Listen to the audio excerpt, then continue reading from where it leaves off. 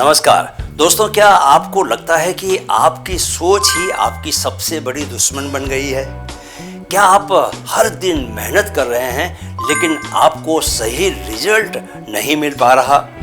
अगर ऐसा आपके साथ हो रहा है दोस्तों, तो इसकी वजह यह है कि आपके माइंड की जो प्रोग्रामिंग है उसी पुराने सिस्टम पर चल रही है जो आपको आगे बढ़ने से रोक रही है। आज मैं दोस्तों आपको बताने वाला हूं कि एनएलपी की सात सबसे पावरफुल प्रीसपोजिशंस यानी कोर बिलीफ्स जो आपकी सोच और आपकी सफलता को पूरी तरह से बदल सकते हैं। आगे बढ़ने से पहले मैं कैप्टन सुंदर चंद ठाकुर, आपका लाइफ कोच और माइंड कोच, आपका माइंड फिट ग्रोथ चैनल में स्वागत करता हूं। दोस्तों, एनएलपी में प्रीसपोजिशंस वे मूलभूत मान्यताएं हैं जो यह तय करती हैं कि हम दुनिया को कैसे देखते हैं और उसके साथ कैसे इंटरैक्ट करते हैं। ये अंतिम सत्य नहीं बल्कि ऐसे विश्वास हैं जो हमारी सोच, कम्युनिकेशन और सफलता को बेहतर बना सकते हैं। उदाहरण के लिए, the map is not the territory, यानी हर इंसान की सच्चाई अलग होती है, और there is no failure only feedback, यानी असफलता सिर्फ सीखने का अवसर है। जब हम इन प्रीसपोजिशंस को अपनाते हैं तो हमारा माइंड पॉजिटिव, फ्लेक्सिबल और ग्रोथ ओरिएंटेड बन जाता है, जिससे सफलता आसान हो जाती है।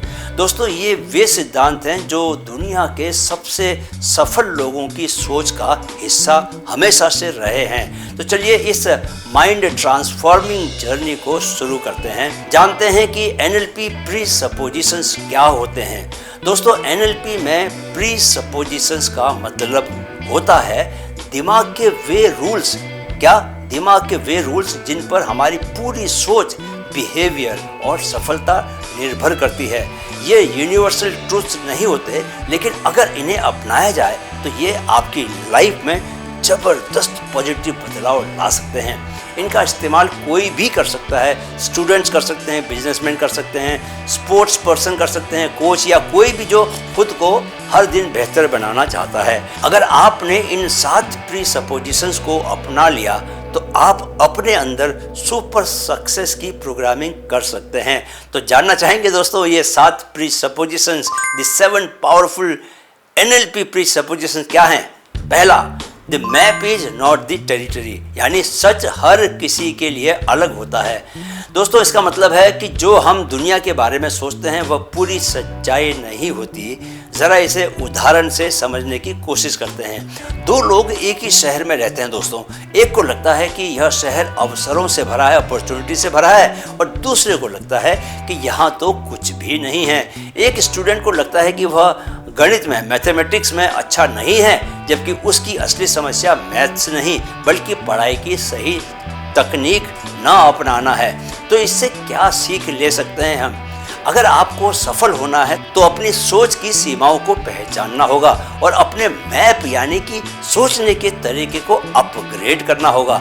आप जो सच मानते हैं वह बस आपकी परसेप्शन है, उसे बदल सकते हैं। चलिए आपको एक एक्सरसाइज देता हूं दोस्तों। आज खुद से पूछे, क्या मेरे बनाए हुए सच मेरी मदद कर रहे हैं या मुझे रोक रहे हैं? अगर कोई दूसरा व्यक्ति मेरी स्थिति में होता तो वह इसे कैसे देखता? पूछिए खुद से दोस्तों और दिमाग को काम करने दें। वह आपको कुछ ना कुछ जवाब ज़रूर देगा, कल तक तो ज़रूर दे ही देगा। उसके जवाब तैयार करने तक हम दूसरे प्रीसपोजिशंस पर चलते हैं। दूसरा presupposition, people are not their behaviours. लोग बुरे नहीं होते, उनका व्यवहार, उनका बर्ताव अलग होता है। इसका मतलब है कि लोगों का बिहेवियर उनकी वर्तमान परिस्थिति, अनुभव और इमोशंस पर निर्भर करता है। किसी का एक बार गलत बिहेवियर दिखाने का यह मतलब कतई नहीं है कि वह इंसान बुरा है। उदाहरण के लिए दोस्तों, अगर आपका दोस्त किसी दिन गुस्से में है तो इसका मतलब यह नहीं कि वह हमेशा गुस्से में ही रहेगा, कि वह गुस्सैल व्यक्ति है। हो सकता है कि वह किसी व्यक्तिगत परेशानी से गुजर रहा हो। एक बच्चा स्कूल में अच्छा परफॉर्म नहीं कर पा रहा, इसका मतलब यह नहीं कि वह कम बुद्धिमान है। हो सकता है कि उसे सही लर्निंग मेथड न मिली हो या उसे ठीक से टीचर पढ़ा नहीं रहा हो या रही हो, तो इससे क्या सीख मिलती है हमें? यही कि अगर आप रिश्तों में बेहतर बनना चाहते हैं तो लोगों को उनके बिहेवियर से नहीं बल्कि उनके इंटेंशंस और सिचुएशन से समझें, राइट? इससे आप खुद भी दूसरों के प्रति ज़्यादा टॉलरेंट और समझदार बन पाएंगे। इससे आप पर्सनल और प्रोफेशनल दोनों रिलेशनशिप्स को बेहतर बना पाएंगे। तीसरा presupposition, there is no failure only feedback. Failure जैसा कुछ नहीं होता, सिर्फ सीखने के मौके होते हैं। इसका मतलब है कि अगर कोई चीज़ काम नहीं कर रही तो इसका मतलब यह नहीं कि आप फेल हो गए। इसका मतलब यह है दोस्तों कि अब आपको अपनी स्ट्रेटेजी को थोड़ा बदलने की ज़रूरत है। जैसे दोस्तों मैं इस उदाहरण का पहले भी इस्तेमाल कर चुका हूँ। थॉमस एडिसन ने जब 1000 बार बल्ब बनाने की कोशिश की और उसमें वो असफल हुए तो उन्होंने कहा, मैंने 1000 तरीके सीखे जो काम नहीं करते। यानी उन्होंने उन सबको अपनी असफलता नहीं माना। किसी क्रिकेटर का हर शॉट छक्का नहीं हो सकता, लेकिन वह बार बार कोशिश करता है और अपने गेम को इम्प्रूव करता है। आपका YouTube वीडियो ज़्यादा लोग नहीं देख रहे तो जांच कीजिए दोस्तों कि आप क्या सही टोन में, सही आवाज़ में और अपने व्यूअर्स के समय की कदर करते हुए उन्हें कुछ देने के उद्देश्य से ही वीडियो बना रहे हैं या नहीं।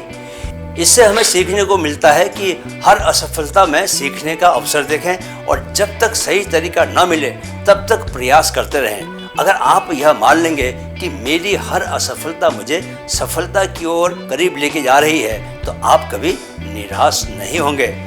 चौथा pre supposition, if one person can do it any one can do it. कोई भी सफल हो सकता है। इसका मतलब है कि दुनिया में जो भी महान व्यक्ति बने हैं वे भी कभी आप जैसे ही थे। उन्होंने सही स्ट्रेटेजी अपनाई, सही तरीके से मेहनत की और सफलता हासिल की अंततः।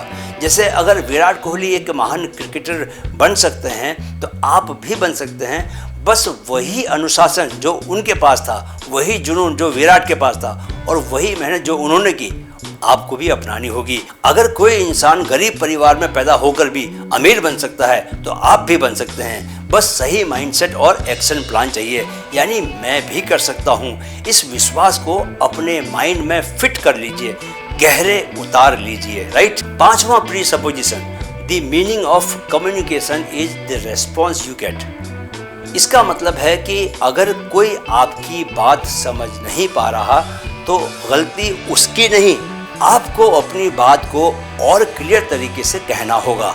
उदाहरण के लिए अगर कोई टीचर अपनी क्लास को इंगेज नहीं कर पा रहा दोस्तों तो उसे अपनी टीचिंग स्टाइल बदलनी होगी, उसे सुधारना होगा।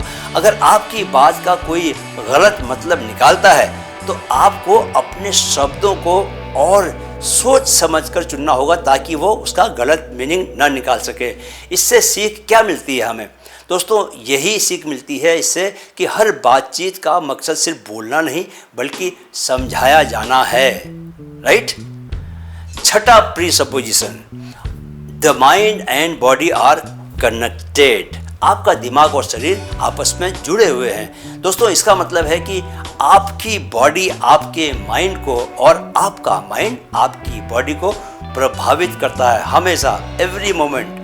अगर आप शरीर को सही तरीके से कंट्रोल करें तो आप अपनी सोच और भावनाओं को भी, इमोशंस को भी कंट्रोल कर सकते हैं। यही कारण है कि अच्छी बॉडी लैंग्वेज, अच्छी फिजिकल हेल्थ और सही ब्रीदिंग आपके माइंड को पॉजिटिव बना सकते हैं। उदाहरण के लिए अगर आप हमेशा झुके हुए सुस्त बॉडी लैंग्वेज में रहेंगे तो आपका माइंड भी वैसा ही महसूस करेगा, थका हुआ और अनमोटिवेटेड। लेकिन अगर आप सीधे खड़े होते हैं, गहरी सांस लेते हैं और एनर्जेटिक मूवमेंट करते हैं तो आपका माइंड भी कॉन्फिडेंस और पॉजिटिविटी से भर जाएगा, समझे? जब आप एक्सरसाइज करते हैं दोस्तों तो आपके दिमाग में क्या होता है, डोपामिन और सेरोटोनिन जैसे पॉजिटिव हार्मोन रिलीज होते हैं जो तनाव कम करके मूड को क्या करते हैं, बेहतर बनाते हैं और अच्छा बनाते हैं। तो इससे ये सीख मिलती है कि अपनी बॉडी को पॉजिटिव तरीके से कंट्रोल करें और आपका माइंड भी पॉजिटिव बन जाएगा, राइट? अगर कभी आप खुद को लो फील करते हैं दोस्तों तो सीधे खड़े होकर गहरी सांस लें और देखें कि आपका माइंड कैसे तुरंत एकदम से एक्टिव हो जाता है, ऊर्जा से भर जाता है, राइट। सातवां presupposition, people have all the resources they need. हर इंसान में सफलता के लिए जरूरी सभी चीज़ें पहले से ही मौजूद हैं, समझे। इसका मतलब है कि हर इंसान में अपनी समस्याओं को हल करने की संभावना और क्षमता पहले से ही मौजूद होती है। कोई उसको रियलाइज कर लेता है, कोई रियलाइज नहीं कर पाता। अगर किसी को कोई स्किल नहीं आती तो भी उसके पास वह सीखने की क्षमता है। दुनिया के सबसे सफल लोग भी किसी समय जीरो से शुरू हुए थे। उन्होंने जीरो से अपनी यात्रा शुरू की थी, लेकिन उन्होंने अपने अंदर की क्षमता को पहचाना और उसे विकसित किया। उदाहरण के लिए दोस्तों, जब आप पैदा हुए थे तो क्या आपको दौड़ना आता था? नहीं आता था, लेकिन पोटेंशियल तो था आप में। कोई भी बच्चा जन्म से गणितज्ञ नहीं होता, लेकिन उसमें सीखने की क्षमता होती है। कोई भी इंसान जन्म से पब्लिक स्पीकर भी नहीं होता, लेकिन ट्रेनिंग से वह मास्टर बन सकता है। तो इससे हमें क्या सबक मिलता है दोस्तों? यही सबक मिलता है कि आप जो भी बनना चाहते हैं उसके लिए आपके अंदर पहले से ही सारे ज़रूरी संसाधन, सारे रिसोर्सेज मौजूद हैं। बस उन्हें एक्टिवेट करने और सही दिशा में इस्तेमाल करने की ज़रूरत है। अगर आप दोस्तों किसी समस्या में फंसे हैं तो अपने आप से पूछें, क्या पूछें? अगर यह समस्या किसी और ने हल कर ली तो मैंने क्यों नहीं की? हर जवाब आपके अंदर छुपा हुआ है। तो दोस्तों, आज आपने सीखे NLP के 7 वेरी पावरफुल प्री सपोजिशन जो आपकी सोच और सफलता को पूरी तरह से बदल सकते हैं। चलिए एक बार हम दोहरा देते हैं। Number 1, the map is not the territory. हर इंसान की सच्चाई अलग होती है। Number 2 presupposition, people are not their behaviours. लोग अपने बिहेवियर से परिभाषित नहीं होते। Number 3, there is no failure, only feedback. असफलता सिर्फ सीखने का एक मौका है। Number 4, if one person can do it, anyone can do it. हर कोई सफल हो सकता है। Number 5, the meaning of communication is the response you get. आपकी कम्युनिकेशन आपकी जिम्मेदारी है। Number 6, people have all the resources they need. आपके अंदर पहले से ही सब कुछ मौजूद है। Number 7, the mind and body are connected. Mind और बॉडी आपस में जुड़े हुए हैं और एक दूसरे को क्या करते हैं? प्रभावित करते रहते हैं। दोस्तों, अगले वीडियो में कल मैं आपको सिखाऊंगा NLP एंकरिंग, एक ऐसी टेक्निक जिससे आप किसी भी इमोशन को तुरंत कंट्रोल कर सकते हैं। लाइक, कमेंट और सब्सक्राइब करना दोस्तों ना भूलें। वीडियो देखने के लिए मैं आपका दिल से बहुत बहुत आभार व्यक्त करना चाहता हूं। जाने से पहले चैनल की टैगलाइन को मेरे साथ दोहराते चलें, मन में है तो मुमकिन है, मन में है तो मुमकिन है। नमस्कार।